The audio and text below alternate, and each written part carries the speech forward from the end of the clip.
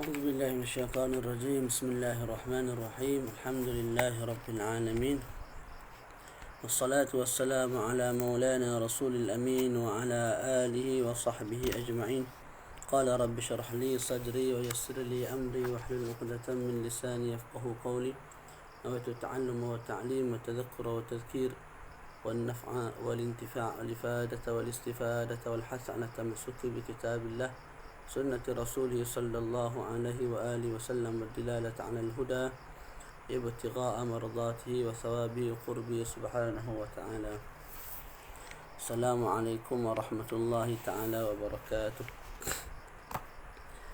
Alhamdulillah, bersyukur kita kepada Allah Ta'ala kerana masih diberi peluang kepada kita pada tahun ini menyambut Ramadan yang mulia.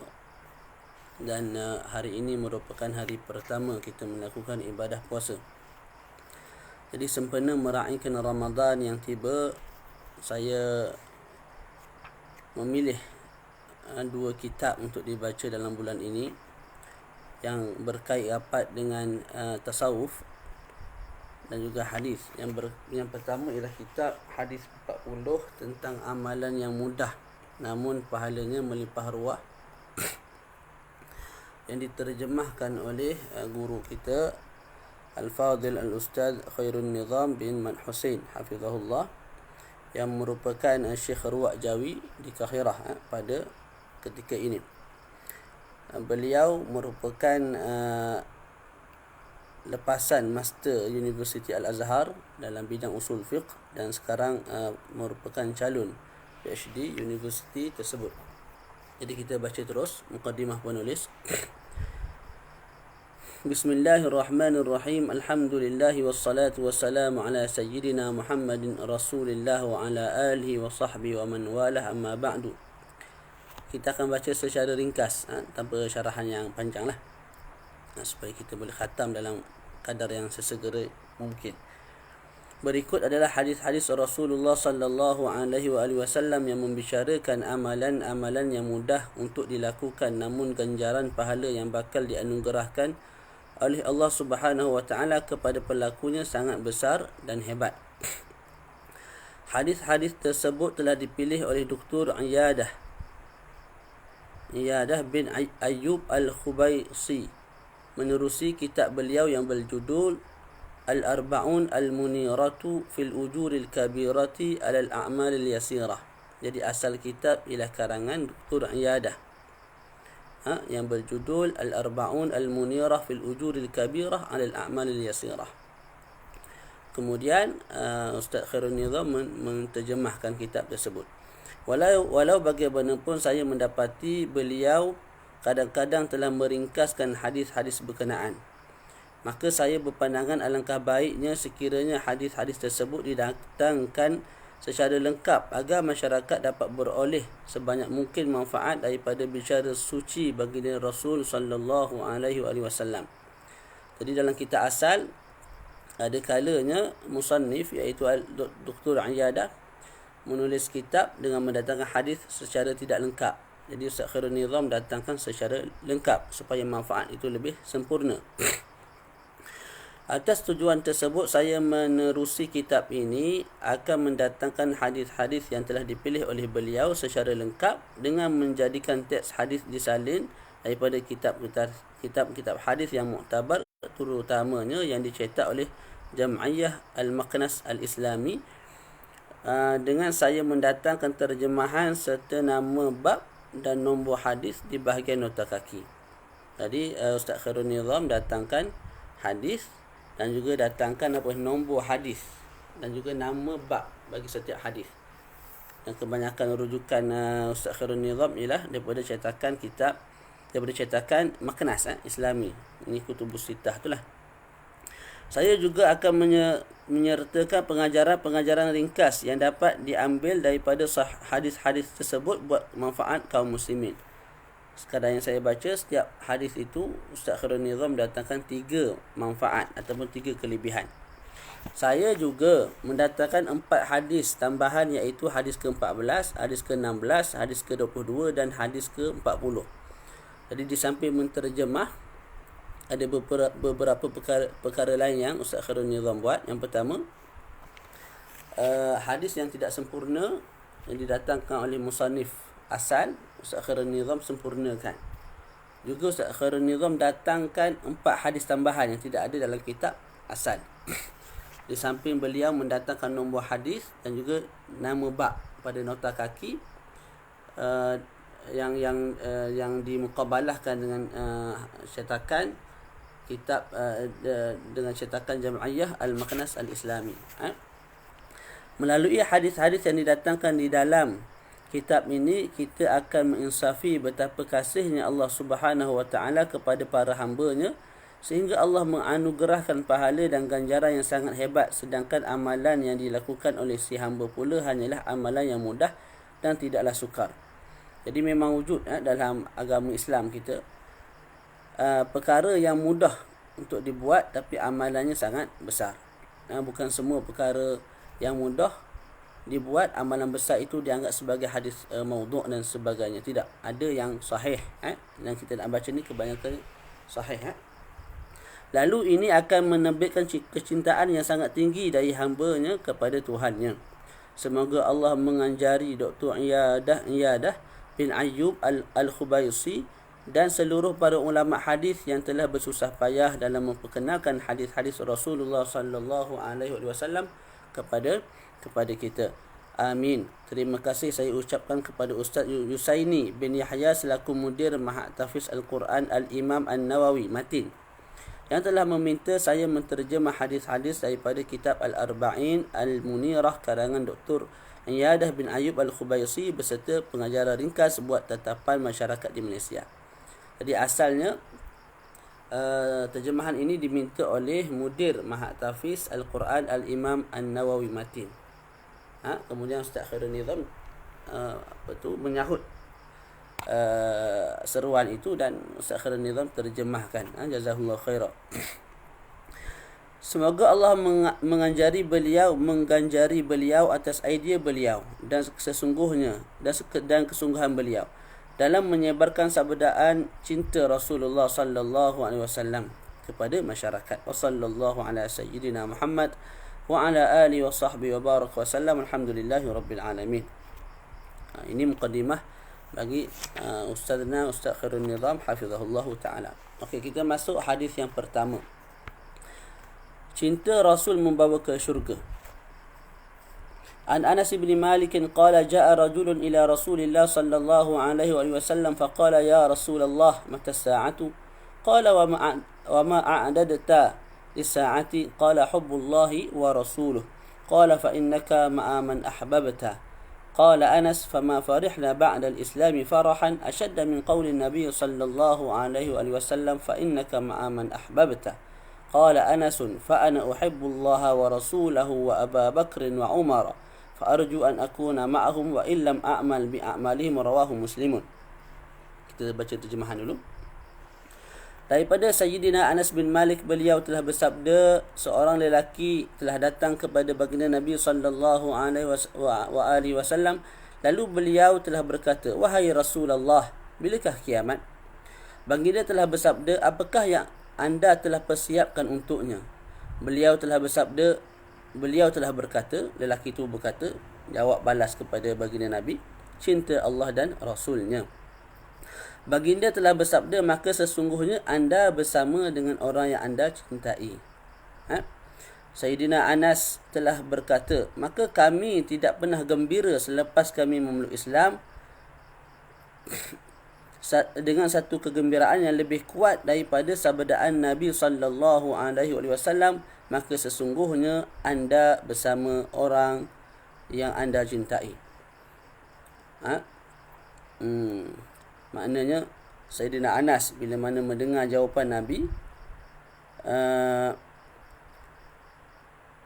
fa innaka ma'a man ahbabta, sesungguhnya kamu akan bersama dengan orang yang kamu cintai. Maka Sayyidina Anas bila dengar jawapan Nabi kepada pemuda tersebut, Sayyidina Anas kata, hari inilah hari paling gembira buat aku. Sebab apa? Sebab aku sayang Rasulullah, aku sayang Allah, aku sayang Abu Bakar, aku sayang Umar, dan aku berharap sangat akan bersama dengan mereka di akhirat kelak. Sayyidina Anas telah berkata, maka saya mencintai Allah, Rasulnya, Sayyidina Abu Bakar dan Sayyidina Umar. Lalu saya mengharapkan agar saya akan bersama-sama dengan mereka sekalipun saya tidak beramal dengan amalan-amalan mereka. Ni pengharapan yang tinggi lah. Tak, walaupun amalan kita taklah hebat mana, tak, tapi pada sudut rajak kita terhadap Allah Ta'ala, kita kena rajak dengan pengharapan ataupun rajak yang paling tinggi, insyaAllah. Wa fi riwayatin al-Bukhari bi sanadih an Anas bin Malik anna rajulan sa'ala an-nabiy sallallahu alaihi wasallam mata as-sa'atu ya Rasulullah qala ma a'dadtu laha min kathiri salatin wala sawmin wala sadaqatin walakinni uhibbu Allah wa rasulahu qala anta ma'a man ahbabta. Okey, jadi yang hadis pertama diriwayatkan oleh Imam Muslim dalam Sahih Muslim. Ini hadis yang kedua. Di dalam riwayat yang lain bagi Imam Al-Bukhari dengan sanad beliau daripada Sayyidina Anas bin Malik bahawa ada seorang lelaki telah bertanya kepada Nabi Muhammad sallallahu alaihi wasallam, bilakah kiamat wahai Rasulullah? Baginda telah bersabda, apakah yang anda telah persiapkan untuknya, untuk kiamat? Tak, untuk tanya-tanya bila kiamat. Apakah yang anda telah sediakan untuk bertemu dengan hari tersebut? Beliau telah berkata, saya tidaklah persiapkan untuknya dengan banyaknya solat. Solat tak banyak. Tidak juga dengan banyaknya puasa. Dan tidak juga dengan banyaknya sedekah. Tetapi saya mencintai Allah dan Rasulnya. Baginda telah bersabda, anda bersama dengan orang yang anda cintai. Tak. Okey, pengajaran hadis. Ada 3 pengajaran yang dibawa. Yang pertama, mencintai Rasulullah sallallahu alaihi wasallam adalah merupakan ibadah yang tidak ternilai harganya.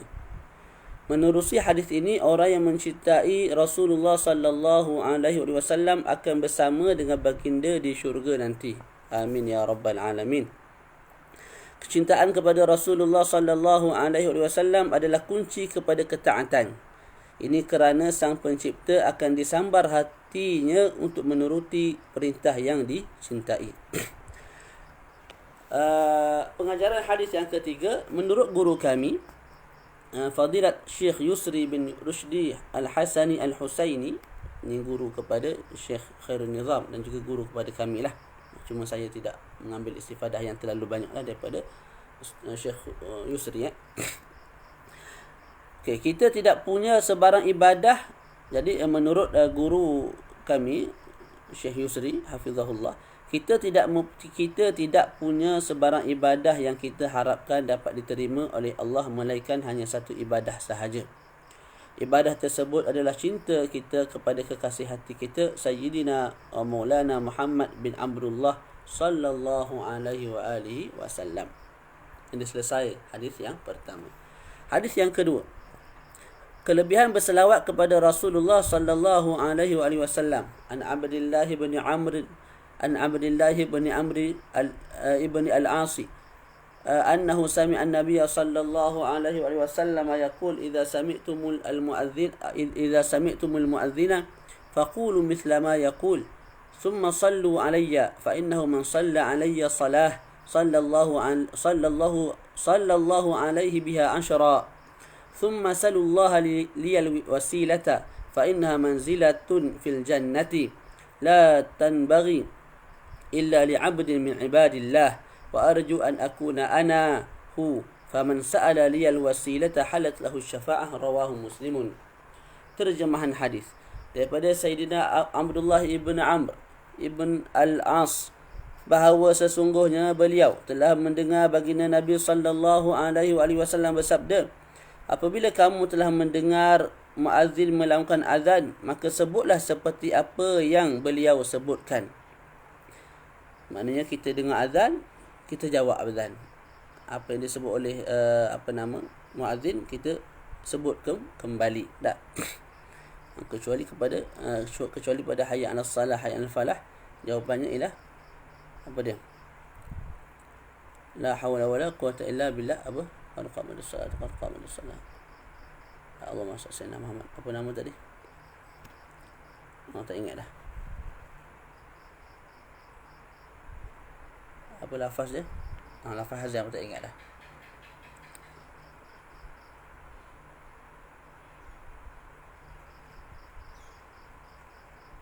Tak ingat.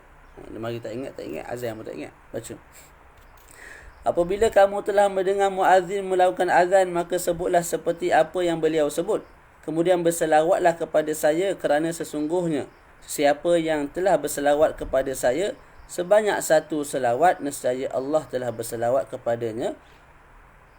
Disebabkan satu selawat itu akan 10 selawat. Jadi hadis ni nak bagi tahu kita, bila mana kita mendengar azan, maka kita jawab azan. Kemudian bila mana habis azan, kita berselawat kepada baginda Nabi. Habis jawab azan, kita berselawat kepada baginda Nabi sallallahu alaihi wasallam. Kerana bila mana kita selawat sekali, Allah Ta'ala akan berselawat kepada kita sebanyak 10 kali. Maknanya Allah Ta'ala berselawat kepada kita, maknanya Allah Ta'ala menurunkan rahmatnya kepada kita. Kemudian mintalah Allah untuk saya akan al-wasilah, maka sesungguhnya ia adalah satu kedudukan di dalam syurga. Tidak layak kedudukan itu menjadi milik sesiapa pun, melainkan untuk seorang hamba sahaja daripada hamba-hamba Allah. Saya mengharapkan agar sayalah yang akan menjadi hamba tersebut. Maka barang siapa yang telah meminta al-wasilata untuk saya, nescaya telah halal lah syafaat buatnya. Hadis ini telah diriwayatkan oleh Al-Imam Muslim. Okey, pengajaran hadis. Sini ada 4 pengajaran.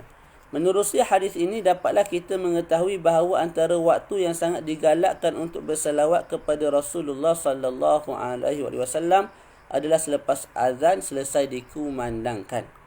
Itu yang pertama. Yang kedua, ganjaran bagi orang yang berselawat kepada Rasulullah sallallahu alaihi wasallam sangatlah besar. Menerusi hadis ini, sekali sahaja seseorang berselawat ke atas baginda sallallahu alaihi wasallam, dia akan dianugerahkan dengan Allah pula akan selawat ke atasnya sebanyak 10 kali selawat. Ganjaran yang sangat istimewa ini menunjukkan betapa cintanya Allah Subhanahu wa taala kepada Sayyidina Muhammad sallallahu alaihi wasallam. Yang ketiga, menurut guru kami Fadilatul Syekh Yusri bin Rushdi Al-Hasani Al-Husaini hafizahullah taala, Rasulullah sallallahu alaihi wasallam sebenarnya tidak memerlukan selawat kita, kerana apa sangatlah selawat kita ke atas baginda berbanding dengan selawat Allah Tuhan seluruh alam ini ke atas baginda. Jadi Syekh Yusri khabar, pada hakikatnya Rasulullah tidak perlu pun kepada selawat kita. Sebab apa? Sebab kalau kita tak selawat pun telah ada satu zat yang lebih yang sangat agung yang telah berselawat kepada baginda Nabi, iaitu pencipta baginda Nabi sendiri, malah pencipta seluruh alam. Namun baginda menggesa juga kita agar berselawat kepada baginda supaya pahala yang sangat lumayan ini akan diberikan oleh Allah kepada kita. Yang keempat, hadis ini juga menunjukkan tawaduk Rasulullah sallallahu alaihi wasallam yang sangat tinggi. Walaupun baginda merupakan makhluk Allah yang paling mulia di sisi Allah, baginda tetap tidak menyatakan dengan cara yang yakin bahawa al-wasilah akan diberikan kepada baginda Nabi sallallahu alaihi wasallam, sekalipun baginda mengharapkan kedudukan tersebut. Jadi yang keempat, pengajaran yang kita boleh ambil ialah tawaduk baginda Nabi sallallahu alaihi wasallam.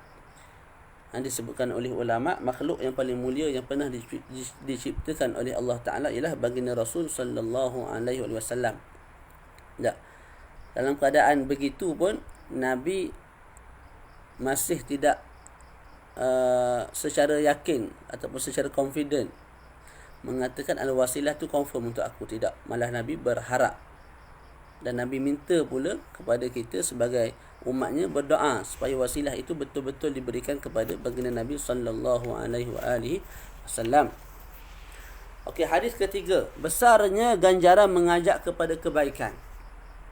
An Abi Hurairah anna Rasulullah sallallahu alaihi wasallam qala, man da'a ila hudan kana lahu min al-ajri mithlu ujuri man tabi'ah لا ينقص ذلك من أجورهم شيئا ومن دعا إلى ضلالة كان عليه من الإثم مثل آثام من تبعه لا ينقص ذلك من آثامهم شيئا رواه مسلم.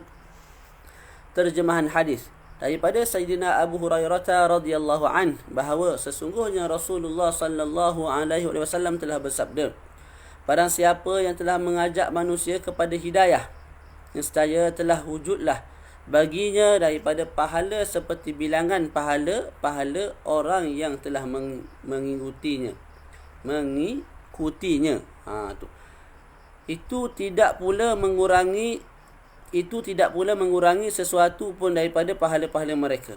Barang siapa yang telah mengajak manusia kepada kesesatan, dia telah ditimpa daripada dosa seperti bilangan dosa-dosa orang yang telah mengikutinya. Itu tidak pula mengurangi sesuatu pun daripada dosa-dosa mereka. Faham tak? Nak bagi tahunya, kalau kita ajak orang buat baik dan orang tu buat baik disebabkan ajakan kita, pahala amalan yang dia buat tu dapat kepada kita juga. Kalau dia dapat 100, kita pun dapat 100. Dia dapat 1000, kita pun dapat 1000. Kalau amalan tu dibuat secara berterusan sampai mati, setiap kali dia buat amalan tu kita dapat pahala. Nah, jadi guru ni banyak pahala lah, guru. Okey. Wa fi riwayatin ukhra lahu an Jarir bin Abdillah qala jaa nasun min al-a'rab ila Rasulillah sallallahu alaihi wa alihi wasallam alaihim as-suf fara'a su'a halihim qad asabathum hajatun fahatha an-nas 'ala as-sadaqati fa'abta'u 'anhu hatta ru'ya dhalika fi wajhihi alaihi salatu wassalam. قال ثم إن رجلا من الأنصار جاء بصرة من ورق ثم جاء آخر ثم تتابعوا حتى عرف السرور في وجهه صلى الله عليه وآله وسلم. فقال رسول الله صلى الله عليه وآله وسلم من سن في الإسلام سنة حسنة فعمل بها بعده كتب له مثل أجر من عمل بها ولا ينقص من أجورهم شيء ومن سن في الإسلام سنة سيئة فعمل بها بعده كتب عليه مثل وزر من عمل بها ولا ينقص من أوزارهم شيء. Di dalam riwayat lain bagi Imam Muslim daripada Sayyidina Jarir bin Abdullah, beliau telah berkata, sekumpulan manusia daripada orang Arab pedalaman telah datang kepada Rasulullah sallallahu alaihi wasallam. Al-Arab ni orang Badawi lah, orang kampung, orang yang duduk di pedalaman, bukan di bandar. Telah datang orang kampung ni dalam keadaan mereka memakai pakaian yang diperbuat daripada bulu kambing biri-biri. Lantas baginda telah melihat teruknya keadaan mereka. Nabi tengok golongan ini, golongan yang miskin, teruk kehidupan mereka. Mereka telah ditimpa dengan keperluan yang mendesak. Maka baginda Rasul sallallahu alaihi wasallam telah menggalakkan orang ramai untuk bersedekah. Lalu yang berlaku pula adalah mereka telah berlengah-lengah daripada bersedekah sehingga telah kelihatan sikap tidak gemar Rasulullah sallallahu alaihi wasallam itu di wajah mereka. Jadi Nabi suruh bersedekah, tak? Manusia yang disuruh bersedekah ketika itu buat lambat, melengahkan bersedekah, sehingga nampak rupa Nabi itu agak marah ataupun tidak minat, tidak suka akan sikap tersebutlah. Beliau iaitu Sayyidina Jarir bin Abdullah telah berkata lagi, kemudian sesungguhnya seorang lelaki daripada golongan Ansar, dalam keadaan muka Nabi tak berapa nak molek tu, sebab tengok manusia ni lambat mengikut arahan. Tak, datanglah seorang lelaki Ansar dengan membawa satu kantung yang berisi perak. Perak. Kemudian seorang lelaki lain pula telah datang membawa sedekah. Kemudian mereka yang lain pula telah saling ikut mengikuti membawa sedekah, sehingga telah diketahui kegembiraan jelas terpapar di wajah baginda. Maknanya bila muka Nabi berubah macam nak marah tu, ada seorang sahabat ataupun ada seorang pemuda daripada Ansar datang bawa perak. Tak. Lepas tu ada orang lain pula datang bagi sedekah, ada orang lain pula datang bagi sedekah. sehingga Nabi nampak gembira. Lalu baginda Rasul sallallahu alaihi wasallam bersabda, sesiapa sahaja yang telah memulakan di dalam Islam dengan melakukan satu amalan yang baik, lalu perbuatan baik yang telah dimulakannya telah diamalkan pula oleh orang lain selepas dia melakukannya, nescaya telah dituliskan buat orang yang memulakan seperti pahala sesiapa sahaja yang telah beramal dengan perbuatan tersebut dalam keadaan tidak berkurang sesuatu pun daripada pahala-pahala mereka. Jadi lelaki Ansar tu dia start dulu buat kebaikan, iaitu dengan sedekah perak. Lepas tu ada orang ikut. Tak. Jadi setiap orang yang ikut tu pahala mereka akan dapat kepada lelaki Ansar yang mula-mula melakukan sedekah. Masya-Allah. Sesiapa sahaja yang telah memulakan di dalam Islam dengan melakukan satu amalan yang buruk, lalu perbuatan buruk yang telah dimulakannya telah diamalkan pula oleh orang lain selepas dia melakukannya, nescaya telah dituliskan buat orang yang memulakan seperti dosa sesiapa sahaja yang telah beramal dengan perbuatan tersebut dalam keadaan tidak berkurang sesuatu pun daripada dosa-dosa mereka. Ini beratlah. Tak. Na'udzubillah, bila mana ada seorang tu buat jahat, kejahatan tu diikut oleh orang lain. Tak. Maka orang yang buat jahat tu dapat dosa dah. Sebab kejahatan yang dia buat. Kejahatan yang dibuat oleh orang lain berpunca daripada mereka ni ikut orang yang pertama tu. Tak. Kejahatan mereka ni, dosa mereka juga masuk dalam akaun orang yang pertama mencipta kejahatan keburukan tersebut. Na'udzubillah. Na'udzubillah. Pengajaran hadis ada 3. Mengajak, yang pertama, mengajak seseorang kepada kebaikan sama ada dengan perkataan atau suri tauladan adalah satu ibadah yang sangat panjang tempoh pahalanya. Tak? Kita ajak orang pergi masjid, pergi tarawih, pergi sembahyang witir, tadarus. Kalau orang tu ikut daripada awal Ramadan sampai akhir Ramadan sebab kita ajak, maka pahala dia mengaji tadarus tu sebutir-sebutir, sebiji-sebiji masuk dalam akaun kita. Kalau kita ajar orang mengaji, tak mengaji alif, ba, ta, sa, jim, ha, kha, kita anggap benda tu kecil lah. Kita yang mata hati tak apa nak bersih ni anggap benda tu kecil sebab pulangannya kecil. Tak, mengaji orang tu bagi RM50 sebulan, RM30 sebulan. Tak, kadang-kadang tak bagi, buat-buat lupa. Mak ayah buat-buat lupa, tak bagi kepada ustazah yang mengajar. Tapi di sisi Allah pahalanya sangat besar. Budak tu kalau kita mengaji sampai ketemu pahala tu masuk dalam akaun ustazah yang kita panggil sebagai dogat cetong. Orang ini nilai sebagai tidak ada harapan untuk sembuh. Maknanya tidak ada nilai lah di sisi manusia hari ni, yang mata duitan ni, yang mata duniawi semata-mata ni. Tak, gaji RM1,500 makan benda sebulan. Tapi pahala ustazah tu masuk, ustaz tu masuk. Jadi sebab tu saya nasihatkan untuk diri saya, untuk sahabat-sahabat. Saya tahulah situasi di Malaysia ni macam mana. Tak, bila kita balik daripada Mesir, daripada Al-Azhar Al-Sharif, mengajar di sekolah agama, gaji RM1,500. Betul?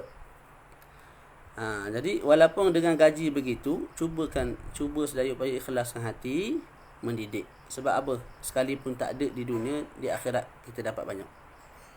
Bila kita ajar satu bab, contoh bab fa'il, difahami dengan baik oleh budak tu. Tak, budak tu faham sampai ke mati faham. Bila dengar bacaan tarawih tu lain macam sikit lah. Bila faham ayat Quran ni, bila faham bahasa Arab ni, tak, maka pahala tu berterusan sampai kita mati. Jadi jangan anggap lekeh. Kerja agama jangan anggap lekeh walaupun kecil. Walaupun orang lain anggap lekeh. Kalau orang lain yang tak mengaji agama pun anggap benda tu, kalau orang lain yang tak mengaji agama anggap benda tu lekeh, kita yang mengaji agama pun anggap benda tu tak ada nilai. Benda ni tak ada nilai. Sebab apa? Orang keliling pandang tak ada nilai. Dah apa beza kita dengan mereka? Tak.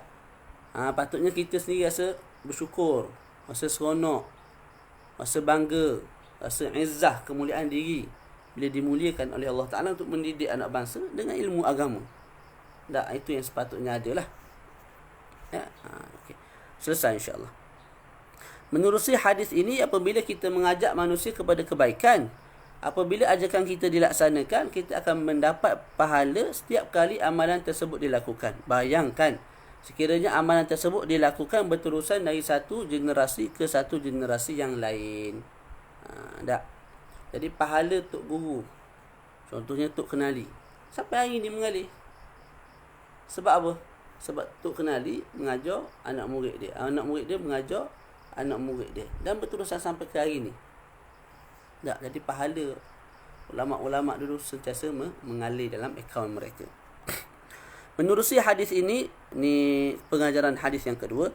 Tahulah kita betapa banyaknya pahala yang telah dianugerahkan oleh Allah Subhanahu wa taala kepada Rasulullah sallallahu alaihi wasallam, para sahabat baginda dan generasi terdahulu yang telah menyampaikan agama Islam kepada masyarakat sehingga sampai kepada kita. Jadi pahala baginda Nabi kekal sampai hari ni. Tak masuk.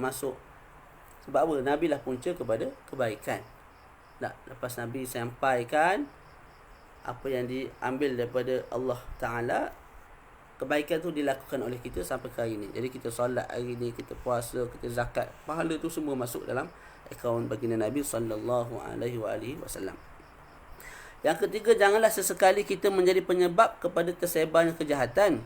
Kerana selagi kejahatan tersebut diamalkan, selagi itulah dosa akan terus menerus sampai kepada orang yang telah memulakan dan menyebarkan kejahatan tersebut. Dah, selesai. Kita baca lagi. Sekali duduk kita baca 5 hadis, 6 hadis padan dah, insya-Allah. Dah.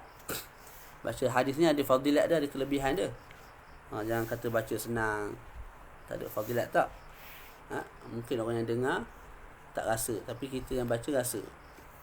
Tapi kebiasaannya yang mendengar, yang menyampaikan, dua-dua tu rasa kelebihan yang Allah Ta'ala bagi bila mana dibacanya hadis baginda Nabi sallallahu alaihi wasallam. Walaupun mudah sekadar baca, disyarahkan secara ringkas, fadilat kelebihannya ada insya-Allah. Hadis keempat, kelebihan 10 hari terawal Zulhijjah. Ali bin Abbas qala Rasulullah sallallahu alaihi wasallam, ma min ayyamin al-'amalu as-salihu fiha ahabbu ila Allah min hadhihi al-ayyam, yani ayyam al-'ashr. Qalu ya Rasulullah wala al-jihad fi sabilillah. Qala wala al-jihad fi sabilillah illa rajulun kharaja bi nafsihi wa malihi falam yarji' min dhalika bi syai'. Rawahu Abu Dawud. Terjemahan hadis daripada Sayyidina Ibnu Abbas radhiyallahu anhu, beliau telah berkata, baginda Rasul sallallahu alaihi wasallam telah bersabda, tidak ada daripada siang-siang mana pun yang amalan soleh pada siang-siang tersebut lebih dicintai Allah lebih daripada siang-siang ini. Maknanya Nabi nak beritahu, dalam setahun tidak ada hari, tidak ada siang yang lebih afdal melainkan siang 10 hari terawal Zulhijjah, iaitu daripada 1 hingga 10 Zulhijjah, waktu siang dia. Baginda maksudkan siang-siang 10 terawal dalam bulan Zulhijjah. Lalu mereka telah berkata, ya Rasulullah, wahai Rasulullah, sehinggakan jihad pada jalan Allah pun tidak dapat menandinginya. Jadi bila Nabi sebut begitu, Nabi sebut apa? Amalan yang dilakukan pada siang 1 hingga 10 Zulhijjah, amalannya lebih baik, lebih comel daripada amalan yang dilakukan dalam siang-siang yang lain. Maka sahabat pun bertanya, kalau pergi perang lagu mana ya Rasulullah? Baginda telah bersabda, jihad pada jalan Allah pun tidak dapat menandinginya, melainkan seorang lelaki yang telah keluar dengan membawa jiwanya dan hartanya, lalu dia tidak pulang dengan membawa sesuatu pun daripada nyawa dan hartanya itu. Nabi sebut walaupun pergi jihad tak boleh menandingi amalan lain, tidak boleh menandingi apa dia, amalan soleh yang dilakukan pada siang-siang bulan siang-siang 1 hingga 10 Zulhijjah, melainkan kalau pergi perang dan mati syahid di sana. Yang itu lebih tinggilah martabatnya, levelnya, tahap pahalanya daripada amal soleh yang dilakukan pada siang 1 hingga 10 Zulhijjah. Jadi hadis ini diriwayatkan oleh Al-Imam Abu Dawud. Pengajaran hadis, jelaslah melalui hadis ini bahawa waktu siang pada 10 hari pertama bulan Zulhijjah, iaitu bermula daripada 1 Zulhijjah sehingga 10 Zulhijjah, adalah merupakan waktu siang yang paling baik sekali untuk beribadat. Bila kita tahu ni, lepas ni lainlah sikit kita punya tindakan bila jumpa 1 hingga 10 Zulhijjah. Kalau sebelum ni tidak ada apa-apa amalan, mungkin lepas ni adalah amalan solat duha 2 rakaat paling tidak, ada bacaan Quran 1 muka surat paling tidak, kan ada beza tu. Ataupun adalah detikan lintasan hati tu, ya Allah, hari ni hari yang mulia ni, ya Allah ampunkan dosaku. Tak kan lain daripada orang yang tak tahu apa tentang perkara ni. Dia ada lintasan hati, itu yang sekurang-kurangnya lah, yang menyebabkan dia berdoa dalam hati, minta diampunkan, minta dimuliakan, tak, minta diberi syafaat, minta diberi syurga dan sebagainya. Berbanding dengan orang yang tidak tahu langsung hadis ini. Sebab tu jangan kita sebut tidak ada faedah. Ada faedah dia. Walaupun mungkin kita tak sembahyang. Sembahyang pun tak, maknanya sembahyang sunat lah. Mengaji Quran pun tidak. Tapi hati kita, bila kita tahu 1 hingga 10 ni ada fadilat lebih daripada hari lain, tak ada ke dalam hati ni pengharapan walaupun sedikit kepada Allah Ta'ala. Pengharapan yang sedikit kepada Allah Ta'ala tu wujud sebab kita tahu, selepas kita dapat maklumat, dapat ilmu tentang fadilat kelebihan 1 hingga 10 tu Dzulhijjah. Sebelum ni tak ada terus. Sekarang ni ada sedikit pengharapan. Tahun depan tambah solat 2 rakaat, dalam 10 hari tu 2 rakaat solat duha. Tahun satu lagi tambah lagi amalan. Begitu. Tak? Tu. Jadi ada kelebihan. Jangan kata tak ada bila kita baca hadis-hadis baginda Nabi sallallahu alaihi wasallam. Siapa-siapa saja baca mesti ada fadilat kelebihan dia. Sebab ni hadis Nabi, bukan hadis saya, bukan hadis orang biasa. Bahkan pahala bagi amalan yang dilakukan ketika itu tidak dapat ditandingi oleh sebarang amalan baik yang lain, sehinggakan pahala orang yang berjihad di medan perang namun tidak mati syahid pun tidak dapat menandingi pahala orang yang beramal ibadah pada hari tersebut, sebagaimana telah kita terangkan. Al-Imam An-Nawawi ni Syekhul Madhab, di dalam kitab Al-Adhkar menyatakan bahawa kita disunatkan untuk memperbanyakkan zikir pada 10 siang ini, lebih-lebih lagi pada hari Arafah. Jadi 1 hingga 10 Dzulhijjah, Imam Nawawi menyarankan untuk kita banyakkan berzikir. Malah dikatakan sunat. Tak. Lebih-lebih lagi pada hari Arafah, iaitu pada 9 Dzulhijjah. Kelebihan yang ketiga, hadis ini telah menunjukkan bahawa pahala orang yang berjihad di dalam peperangan sehingga syahid adalah sangat besar, sehingga dapat mengalahkan pahala orang yang beribadat pada 10 siang terawal bulan Dzulhijjah.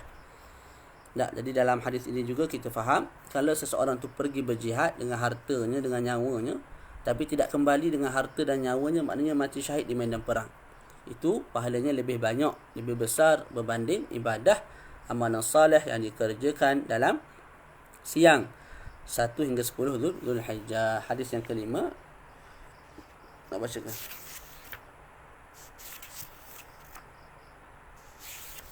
Hadis yang kelima ni agak panjang, kita baca. Ada masa lagi 50 minit. Hadis kelima, kelebihan doa selepas wuduk dan solat sunat wuduk. Ni kena amal lah, insya-Allah sama-sama. Dia bab sunat ni baca mudah. Hadis ni baca mudah, terutama yang berbentuk fadilat, tapi nak beramal tu susah. Tak apa, insya-Allah kita baca ni memperingatkan kita supaya ada rasa tanggungjawab lah untuk beramal dengan apa yang telah kita baca. An Uqbah bin Amir qala kanat alaina ri'ayatul ibli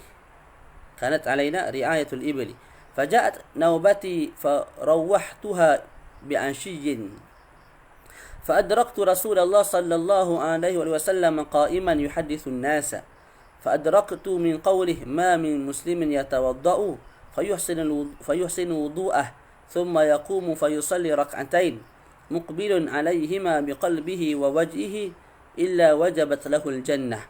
قال فقلت ما أجود هذه؟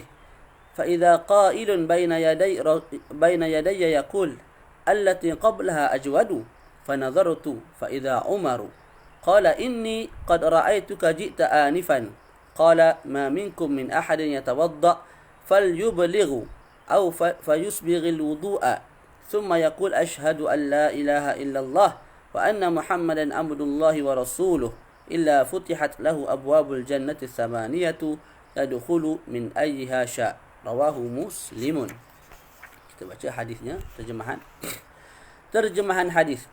daripada Sayyidina Uqbah bin Amir, beliau telah berkata, kami satu ketika dahulu telah dipertanggungjawabkan untuk mengembala unta. Maka datanglah giliran saya untuk mengembala, lalu saya pun telah menghantar unta pulang ke kandang pada waktu petang.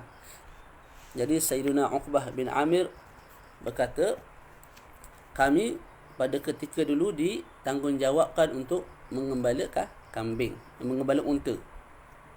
Dan tiba waktu saya untuk mengembala, saya pun mengembala, dan saya telah, selepas mengembala tu saya hantar balik unta-unta tu ke kandang. Lalu secara tidak disangka-sangka saya telah menemui Rasulullah sallallahu alaihi wasallam sedang berdiri berbicara kepada manusia yang ada bersama baginda Nabi sallallahu alaihi wasallam. Lantas saya telah dapati bahawa sabdaan baginda, ini hadis Nabi, tidak ada daripada sebarang Muslim pun yang berwuduk lalu dia memperelokkan wuduknya, wuduk dengan sempurna.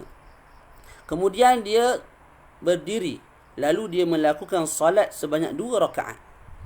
Dia menghadap 2 rakaat tersebut dengan jantungnya dan wajahnya.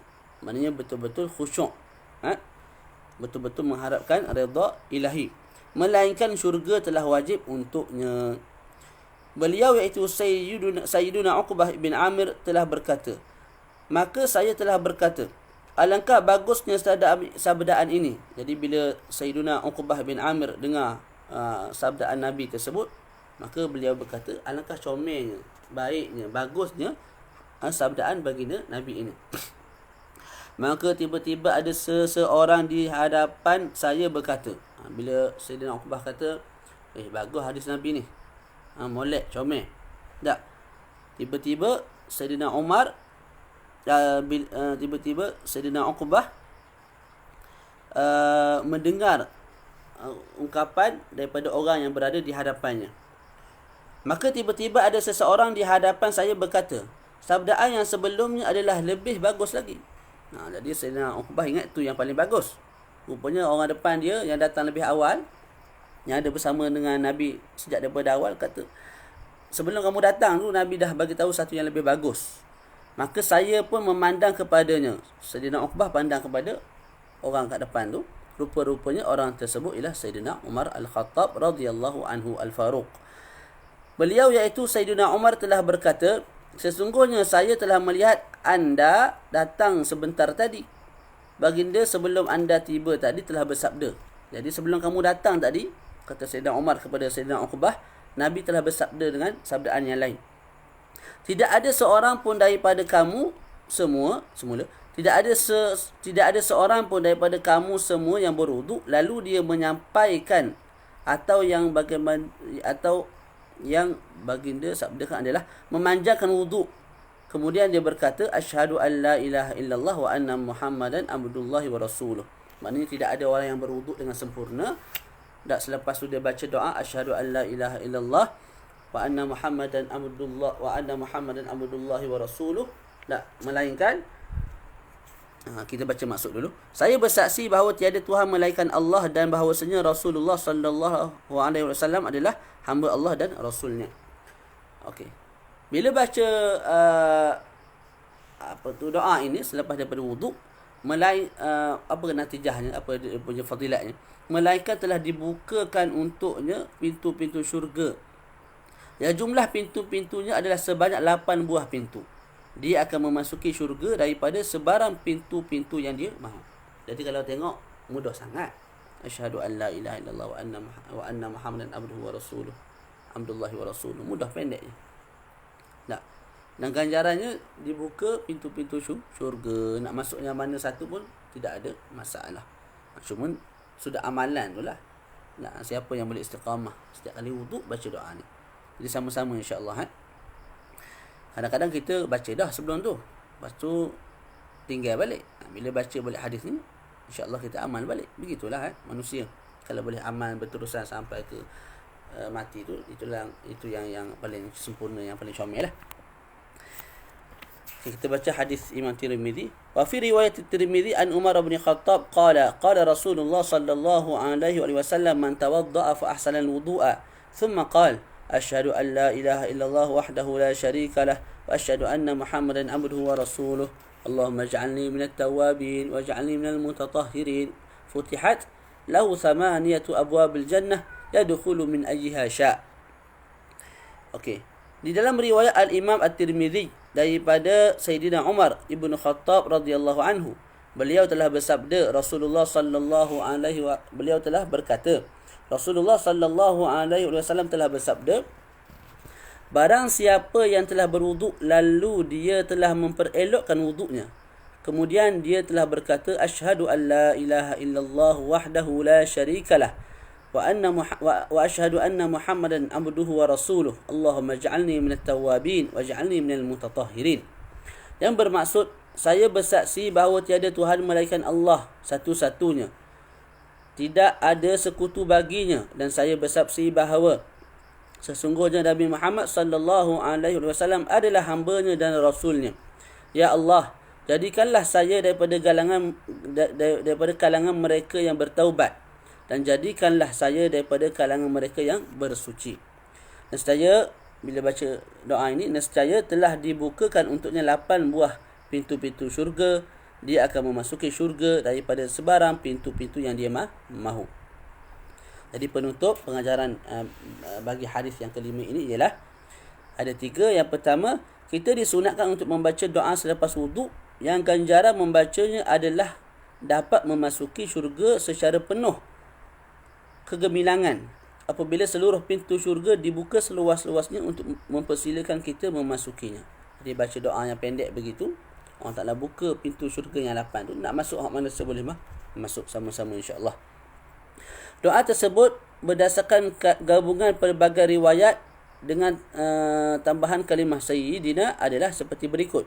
Asyhadu an la ilaha illallah wahdahu la syarikalah wa asyhadu anna sayyidana Muhammadan abduhu wa rasuluh. Allahumma ij'alni minat tawwabin waj'alni minal mutatahhirin. Jangan gaduh bab sayyidina lah sini. Kita baca ni nak buat amal. Kalau tak nak sebut sayyidina, tak payah sebut sayyidina. Tak. Kita nak sama-sama beramal, bukan sama-sama bergaduh. Tak boleh ke tak sebut sayyidina. Tak payah bergaduh lah bab tu. Yang kedua, kita disunatkan untuk melakukan solat sunat wuduk sebanyak 2 rakaat sahaja, yang ganjarannya pula adalah dijanjikan untuk memperolehi syurga. Dan dalam mazhab Syafi'i, sunat wuduk ni sunat yang boleh digabungkan dengan sunat solat-solat yang lain. Tak. Jadi selepas kita berwuduk, kita masuk untuk sembahyang tahiyatul masjid. Ketika mana kita sembahyang tahiyatul masjid, kita niat sekali sahaja ke sembahyang tahiyatul masjid dan sunat wuduk. Dapat 2 pahala insya-Allah. Sebahagian kata walaupun tak niat dapat juga 2 pahala. Tapi yang comelnya kita buat 2 rakaat solat sunat wuduk, 2 rakaat lain solat sunat tahiyatul masjid. Sebab makin banyak amalan, makin banyak pahala insya-Allah. Yang ketiga, orang yang berwuduk disunatkan untuk memanjangkan basuhan. Memanjangkan basuhan tu bukan berwuduk lama, maksudnya lebihkan basuhan.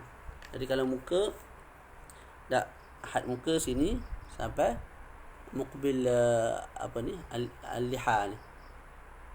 Ataupun tahta muqbil al-liha al-dhaqan. Tak, maka lebihkan tu makna kita basuh lebih sikit. Masuk ambil bahagian kepala ni lebih sikit, ambil bahagian telinga kat bawah ni. Kalau kat tangan, tak, kita basuh paling lebih yang kita boleh buat, dituntut sampai ke mangkip ni. Basuh sampai ke atas ni. Kalau kaki pula, kita basuh paling lebih yang kita boleh buat, yang kita dituntut ialah sampai ke lutut. Jangan basuh sampai ke peha. Nak basuh kaki, kata lebih, Nabi sebut lebih. Kalau sempurnakan wuduk, panjangkan wuduk, lebihkan wuduk, dapat masuk syurga. Kita pun ambil air basuh sampai ke lutut ni, sampai ke daripada peha sampai ke bawah. Taat. Kalau tangan sampai ke mangkip. Kalau kaki sampai ke lutut. Tu. Jadi kita boleh amalan insya-Allah. Mana tadi yang terakhir? Sampai dah ni. Orang yang berwuduk disunatkan untuk memanjangkan basuhan dan sapuan terhadap anggota wuduk yang turut dikenali dengan istilah ghurrah wa tahjil. Ghurrah ni bahagian muka dan juga Allahumma salli ala Muhammad. Ghurrah bahagian mana? Tak ingat. Ghurrah wa tahjil. Allahumma salli ala sayyidina Muhammad. Ghurrah ni kalau tak silap muka lah. Tahjil ni bahagian tangan dan kaki. Kita lebihkan basuhan tangan kita sampai ke adud atau sampai ke mangkip. Kaki kita lebihkan sampai ke lutut. Okey, cukup sekadar itu. InsyaAllah pada petang-petang sebelum berbuka ataupun malam selepas daripada tarawih, kita akan baca lagi hadis ini.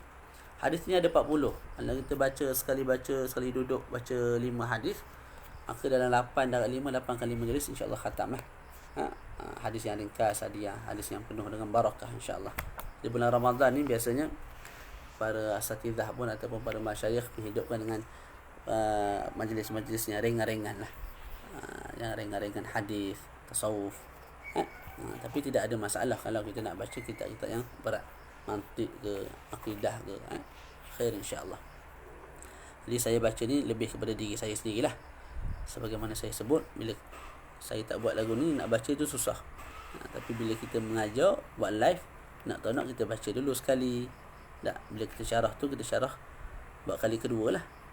Jadi lebih ingat dalam ingatan kita. Moga-moga boleh beramal dengan hadis-hadis baginda Nabi sallallahu alaihi wasallam. Jadi cukup sekadar itu. Wassallallahu ala sayyidina Muhammad wa ala alihi wa sahbihi wa baraka wasallam. Alhamdulillahi rabbil alamin.